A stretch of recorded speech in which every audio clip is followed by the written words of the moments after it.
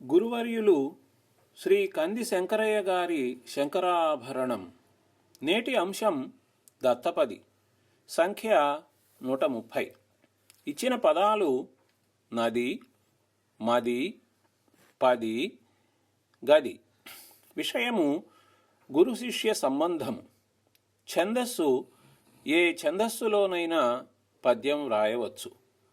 సందర్భం: అజ్ఞానతిమిరాంధస్య జ్ఞానాంజనశలాకయా చక్షురున్మీలితం యేన తస్మై శ్రీ గురవే నమః అని మనం గురువుకు నమస్కరిస్తాం. ఎందుకంటే గురువు తన జ్ఞానమనే తేజస్సుతో మన అజ్ఞానమనే అంధకారాన్ని పారద్రోలుతాడు.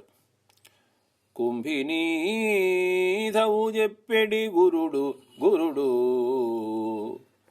అని ప్రహ్లాదుడు చెప్పినట్లుగా పరతత్వాన్ని గురించి గురువు బోధిస్తాడు. తద్వారా బ్రహ్మానందాన్ని అందిస్తాడు.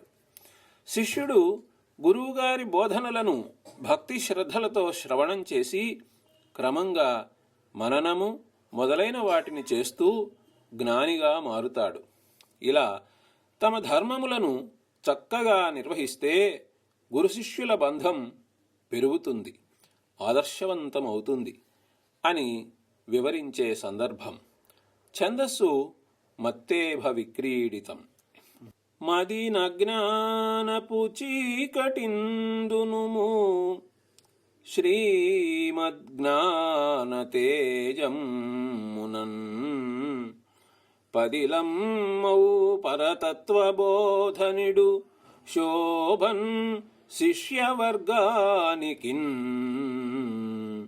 ముదమందింపగ దివ్య మార్గములు చూపున్ సద్గురుండు ఎన్న విన్నది శ్రద్ధన్ మననమ్ము జేయు మదిలోనన్ శిష్యుడున్ భక్తితో ఇది పెంచున్ గురు శిష్య బంధమును వర్ణింపంగా ఆదర్శమౌ.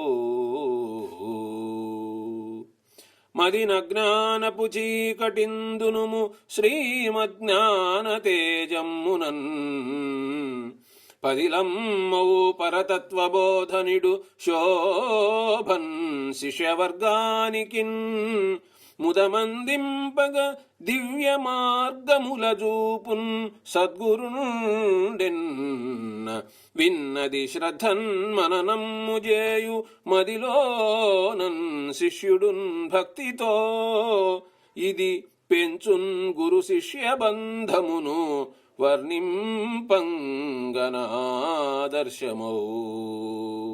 కలము మరియు గళము కోట రాజశేఖర్ 5/1/2018.